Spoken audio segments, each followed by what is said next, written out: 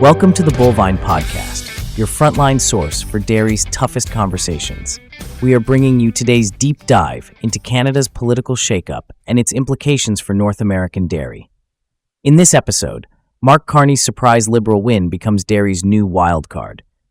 We'll break down Quebec's political clout and supply management, decode the real math behind those 298% tariffs, and reveal why robotic milking adoption is stalling amid trade wars. Whether you're a fourth-generation Quebecois producer or a Wisconsin cheesemaker watching border tensions, this is your essential briefing on the policies that could reshape every bulk tank from Ontario to Texas. Let's get boots muddy. Well, hello there, and welcome back to the Deep Dive. Good to be here. Today, we're wading into some seriously interesting waters north of the 49th parallel. We're talking about the, rather unexpected Liberal victory of Mark Carney in Canada. Right. A bit of a surprise for many. Exactly. Now, this isn't just another blip on the political radar. This could potentially really shake things up for the Canadian dairy sector. Especially when you factor in the whole North American trade dynamic. It's always simmering, isn't it? Always. So this election outcome, it definitely throws a bit of a curveball into the equation for anyone whose livelihood depends on, the health and stability of the dairy industry. Yeah, we've got this system, supply management. It's been debated, tweaked, defended for years. And now we kind of need to figure out if this new leadership under Carney, is it going to be a friend or maybe a foe to its future? That's the million-dollar question, isn't it? Will Carney's time in charge strengthen the Canadian dairy model, or will it put more strain on it? That's what we're digging into today. Okay, so let's start with the win itself, the surprise factor. If you are placing bets before the election, the smart money seemed to be on a conservative victory, right? Pretty much all the polls were pointing that way, yeah. Then, boom, out of almost nowhere, Carney and the Liberals clinch it. It's almost like expecting, a crossbred to top the World Dairy Expo or something. You just didn't really see it coming. Definitely caught a lot of observers off guard. And, the sources we looked at suggest a rather unusual factor might have played a part. Oh, what's that? Some, let's say, strong rhetoric from south of the border about potentially much closer ties. Apparently that spooked some voters and triggered a bit of a shift right at the ballot box. Interesting. So external factors playing a big role. It's a good reminder, isn't it? How seemingly unrelated global stuff can, directly hit our own political landscape. Just like a sudden trade spat can send ripples right through our milk prices. A real wild card moment, absolutely. And it seems like not everyone in the ag world is popping the champagne corks over this. No, probably not universally celebrated. We saw that quote from Christian Hebert, the grain producer out in Saskatchewan, expressing some, serious reservations about the Liberal Party's track record when it comes to agriculture. Right. And you'd have to imagine that kind of sentiment. It might be shared by quite a few folks in the dairy barn, too, wouldn't you think? You'd think so. What would be the gut reaction, do you figure, for dairy farmers seeing Carney win, given maybe some past friction or perceived lack of focus from that party? Well, there's definitely a segment, probably a significant one, in the ag community that approaches any new government with let's call it, a healthy dose of skepticism, particularly if the party isn't seen as having deep agricultural roots. Makes sense. Wait and see. Exactly. And Carney's victory speech, with that build baby build slogan, it does hint at a pretty ambitious economic agenda. And that could mean pressure for change across the board. Including agriculture. Including established ways of doing things in agriculture, absolutely. Yeah. Established paradigms could definitely face some disruption. Okay, well, that brings us neatly to the absolute cornerstone of Canadian dairy, supply management. The big one. For our Canadian listeners, this isn't just some abstract policy. It's like woven into the fabric of the farm, isn't it? It's part of the farm's DNA almost. Absolutely. One of the sources even compared the security it provides to having well-bedded free stalls for high-producing cows. That's a comparison every dairy farmer gets, that kind of stability. Yeah. It's gold. Maybe just quickly for anyone outside Canada, what's the thumbnail sketch? Sure. Essentially, it involves setting production quotas for farmers' milk, eggs, poultry. This helps manage supply to match demand, stabilizing prices for farmers, and ensuring a consistent supply for consumers. Got it. So stability is the name of the game. It is. It offers a level of predictability that, frankly, many producers in other countries look at with maybe a little bit of envy sometimes. But there's always a but, isn't there? There often is. Yeah. As the information points out, Canadian dairy, it's been this perennial staking point in North American trade talks. That source said it's the chronic mastitis in a problem cow. Haha, another great analogy. Always there, always a concern, never quite fully resolved. Exactly. And those tariffs are a big part of that friction. We're talking really hefty numbers, right? Like 200, even 300% on American dairy that comes in over the agreed quota limit. Yeah, they're substantial. It's a serious gatekeeper, as you said. And the material we looked at clarifies this isn't just about protecting the farm gate milk price, is it? It's bigger than that. It is. It's framed as being about safeguarding the broader rural economy, the social fabric of those communities, and crucially, those quota values themselves. Right, the value of the right to produce. Which can range, depending on the region, from like $35,000 up to maybe $50,000 per cow. That's a massive capital investment tied up in the system for any dairy operation. Huge. Okay, so that's the Canadian rationale. But there's another side to this coin, the trade reality. There is, and it's one that sometimes gets maybe lost in the political noise. Mm-hmm. The data actually shows a pretty significant increase in U.S. dairy exports going north into Canada since the new NAFTA CUSMA came into effect. How much of an increase? Nearly 50%. Yeah. It topped over $1 billion last year. Wow, $1 billion from the U.S. to Canada. That's right. Okay, that definitely paints a different picture than the usual narrative you hear about a completely closed Canadian market. It really does. And Philippe Charlebois from the Canadian Dairy Commission adds a really crucial bit of nuance here. He's quoted saying that, to date, 100% of U.S. dairy imports to Canada were made free of tariff. So all the dairy coming in under the CUSMA access limits pays no tariff at all. Correct. Those headline-grabbing 200-300% tariffs, they only kick in after those agreed-upon import volumes are exceeded. Huh. That's a detail that often gets glossed over, as the source says. Massively glossed over in the political back and forth, yeah. So, okay. This puts Mark Carney in a really tricky spot, doesn't it? He's walking this political tightrope. Definitely a tightrope. On one side, you've got the Americans, likely President Trump again, pushing on trade, demanding more access.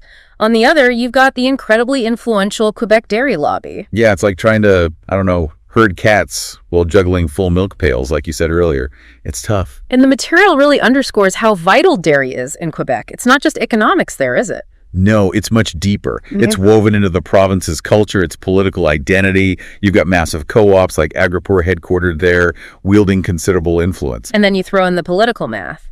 The Bloc Québécois, the Quebec Nationalist Party, potentially holding significant sway in a minority government scenario. Which is looking quite possible. Right. That could really limit Carney's room to maneuver on anything related to dairy policy, couldn't it? Absolutely. It ties his hands to a large extent. Which makes his public statement that Canada's dairy sector is, quote, off the table in any negotiations with President Trump sound, well, less like an ironclad guarantee and more like a political necessity, maybe? That's how the information frames it, yeah. It's something he almost has to say, given the political realities, especially the need for Quebec support. It's like, a farmer promising their spouse they absolutely won't buy any more cows, even when that perfect herd dispersal comes up. Ha! Exactly. You say it, but circumstances might change. It's a very delicate balancing act. Well, and if you look at the different potential approaches outlined in the source material. Yeah, let's touch on that. The liberal approach versus maybe what the conservatives might have done. So the liberals, likely needing that bloc support, are probably going to aim to maintain those robust quota values and the on-farm standards like CQMR action, which are really central in Quebec, protect the core system. Whereas the conservatives maybe might have been more open to some kind of gradual quota reform, loosening things up a bit over time. Potentially. The thinking is they might have been less beholden to that specific dynamic. And how does that play out in U.S. relations? The liberal stance seems geared towards, digging in their heels on things like those Class 7 milk ingredients, resisting concessions there. Right. Well, maybe looking for compromises elsewhere. But the conservatives might have seen adjusting some of those special milk class pricing rules as maybe a bargaining chip, something to offer in broader trade talks. That's the speculation, yeah. Which, as the source notes, could have created more uncertainty for the big Canadian processors like Saputo and Agripour under a conservative government. That's an interesting angle. Okay, what about climate policy? Big difference there, too. Yeah, quite stark. The liberals are committed to carbon pricing. That obviously means potentially higher costs on farm fuel, feed, power, fertilizer, maybe indirectly. There was an estimate, wasn't there? Yeah, one source suggested maybe around $15,000 a year for a typical 100-cow herd just from the carbon tax impact. Ouch. And the conservatives? They were opposed to the carbon tax. They might have leaned more towards, say, incentive programs for emission reductions rather than the stick of the tax. Okay, and then processing investment. That seems like a key part of the liberal platform. It does. They're proposing this $200 million domestic food processing fund. The idea seems to be encouraging more vertical integration within the dairy sector itself, building more capacity here. Instead of just shipping raw milk or basic commodities. Exactly. The conservative alternative might have been perhaps more market-driven, maybe favoring larger-scale efficiency gains over targeted funds like this. So this liberal fund, it could be a real shot in the arm for creating capacity for those higher value niche products, right? Things consumers are increasingly looking for. That seems to be the goal. What kind of projects do you think might actually get funded? And what bottlenecks could it help fix? Well, you could see investments in plants that can handle specialized processing. Things like A2 milk, maybe more artisanal or specialty cheeses, fluid milk variations, grass-fed butter, innovative dairy ingredients for other food products. Stuff that captures more value. Precisely. It could help the Canadian industry keep more of that value chain here at home, reduce reliance on exporting lower value products, and maybe even displace some imports of finished goods. And the bottlenecks, maybe lack of capacity for certain types of processing currently. Yeah, exactly. If we don't have the facilities to make certain products efficiently, we end up importing them, even while we might be exporting raw milk. This fund could help bridge some of those gaps. So it looks like Carney's strategy, on paper anyway, is a bit more nuanced than just pure protectionism. There's this focus on processing, on value added. Seems that way. But as anyone listening knows, dairy doesn't exist in a vacuum. The whole agricultural trade picture. That's going to have a big impact, isn't it? Oh, absolutely. It's all interconnected. The material uses farm equipment as a prime example. Good one. So many components cross the border multiple times before a tractor or a combine is even assembled. So tariffs or trade friction there, it just adds costs all the way down the line.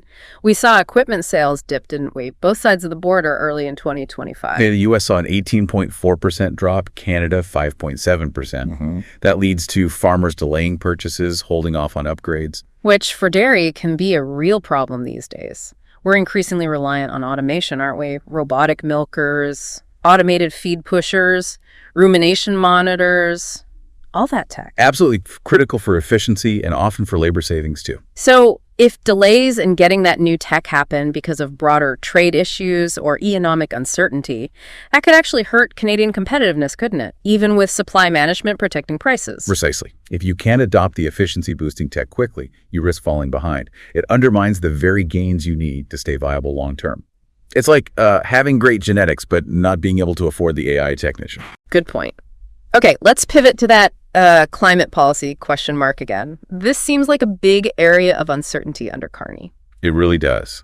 His history is interesting. You know, the former Bank of England governor, very focused on climate finance, the climate warrior tag. Right. But then more recently, pivoting to talk more about energy independence, maybe a bit more balanced. Exactly. And that shift, well, it creates some nervousness for agricultural producers, understandably. Dairy farmers are definitely watching this. Concerns about methane reduction targets, for sure. And the ongoing impact of that carbon pricing on inputs, feed, fuel, fertilizer, electricity. All major costs on a dairy farm. The Liberal platform talks a big game, right? Yeah. Becoming a world-leading superpower in both clean and conventional energy. Sounds good, but what does it mean for a dairy farm running milk coolers, ventilation, tractors, things that use a lot of energy? That's the missing piece. The details are fuzzy. What's the real cost impact going to be? We saw that earlier estimate, maybe $2 to $3 per hectoliter of milk attributed to carbon pricing. Which adds up fast. It does.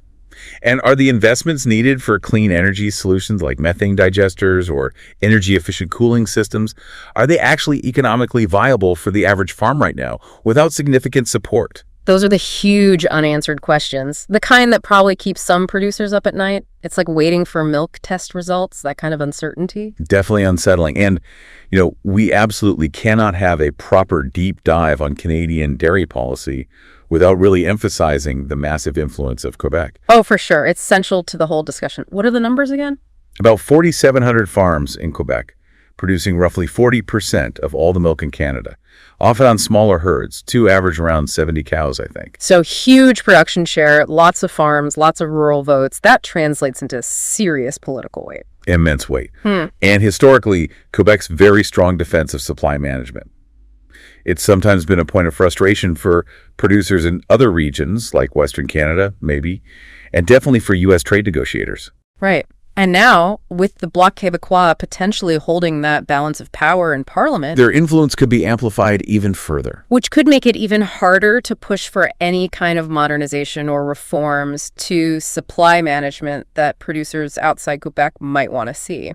Things like more flexibility, maybe easier entry for new farmers. Exactly. It creates this dynamic where the specific political situation might effectively block certain types of evolution within the system, even if there's appetite for it elsewhere. Political reality trumping economic logic, perhaps. Which brings us to something often misunderstood, especially south of the border.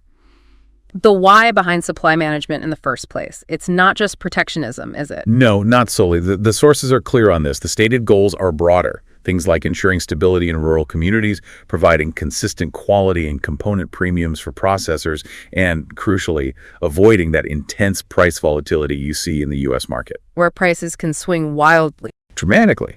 So Canadian consumers might pay a bit more for dairy sometimes, but the trade-off is meant to be that stability at the farm level. And the source material highlighted the farm numbers difference, right? Yeah, stark contrast.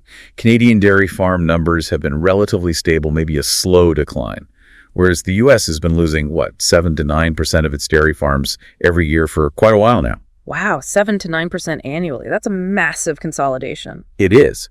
But the flip side, as the info points out, is that Canadian stability relies on managing production through those quotas, limits on how much you can produce. Something American producers used to a more open, grow-if-you-can market would likely resist strongly. Very different philosophies, yeah. Okay, now let's look beyond North America for a second. The material suggests Carney's background, Bank of Canada, Bank of England, international finance, could actually open some doors globally for Canadian dairy. That's a really interesting point. His international network and understanding of global markets could be an asset. How so? We have trade deals already, right? Like CETA with Europe and the CPTPP with Pacific countries. We do. And those agreements do provide access for Canadian dairy cheese quotas into Europe, broader access into markets like Japan or Vietnam under CPTPP. But maybe Carney's connections could help maximize those opportunities or navigate lingering issues. And Canada does have a quality story to tell, doesn't it? Our milk quality standards are generally higher than in the U.S., for example. That's a key advantage.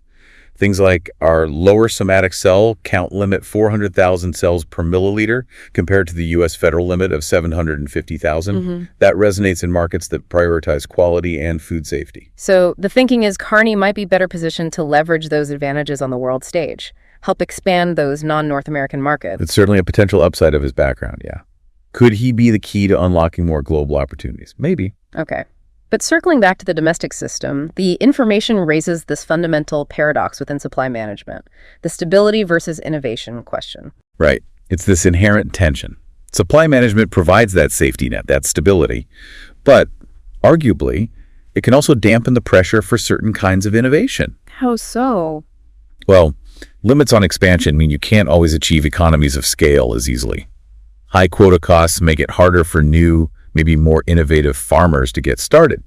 And maybe there's just less intense, cutthroat competitive pressure driving radical change compared to a wide open market. Plus the huge cost of quota we talked about, that's capital that could be going into new barns, new tech, new product development, right? Exactly. It diverts potentially billions in capital away from on-farm or processing investments and into just acquiring the right to produce. Yeah. Despite all that, Canadian dairy has been innovative, hasn't it? The sources mention things like high adoption rates for robotic milking. Impressively high, actually. Right. And ongoing genetic improvements, feed efficiency gains. Innovation definitely does happen within the system. It's not stagnant. So it's a paradox. Constraints exist, but innovation finds a way. Pretty much. Which leads to the question, how will Carney's policies affect this balance? You've got the likely continuation of supply management's core structure, but also these proposed new investments, like that processing fund. Will the investment boost innovation enough to overcome the inherent limitations?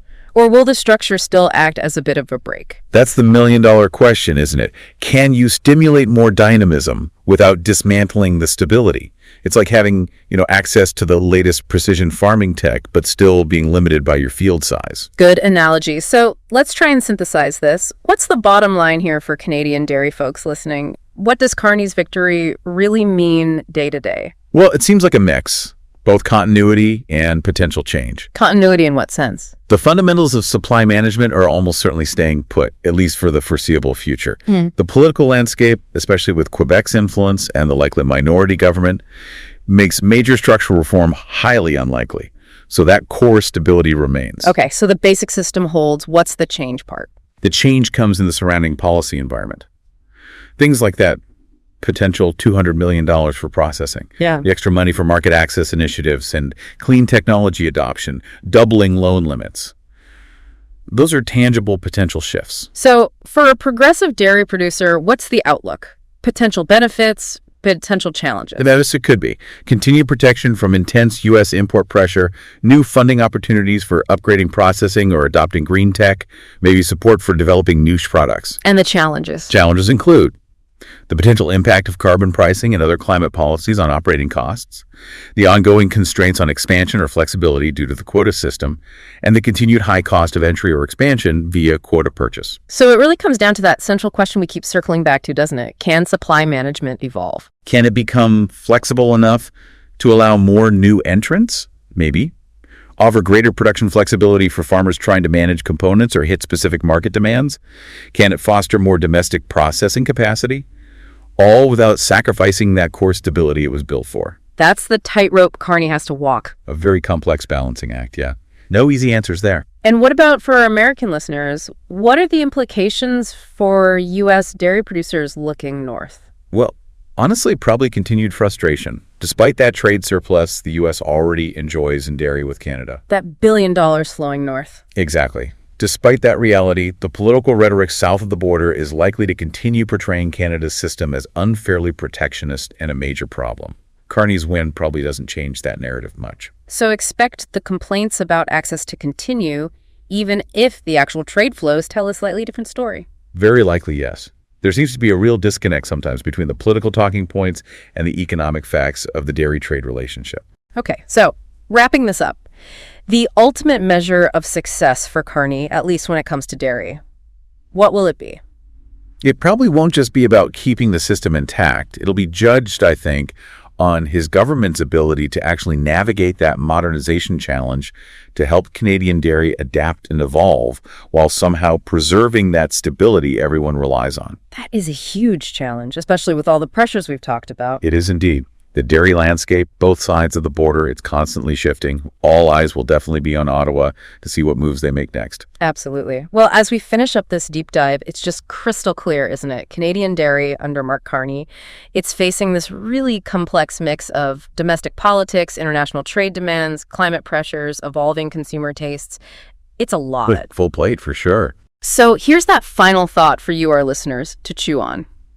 Considering everything we've discussed, the likely continuation of supply management's core, but with these new investments and potential cost pressures from climate policy, what are the key strategic adaptations that will be most critical for your dairy farm to thrive in the coming years? What new opportunities might actually pop up from this changing landscape? And how can you best position your operation to grab them? Definitely something to ruminate on, as you said earlier, maybe during milking or while scraping stalls. Exactly. Plenty to think about. Thanks so much for joining us for this deep dive. Thanks for having me. Thanks for joining this Bullvine breakdown of dairy's new political landscape. Want to dig deeper? Visit thebullvine.com for our explosive feature article with full tariff impact calculations and Quebec lobby strategy maps. Hit subscribe wherever you get podcasts. Next week, we're exposing the hidden costs of carbon pricing on feed logistics. Until then, keep your robots humming, your somatic cells low, and remember, In dairy politics, as in breeding, the best genetics always win in the long lactation.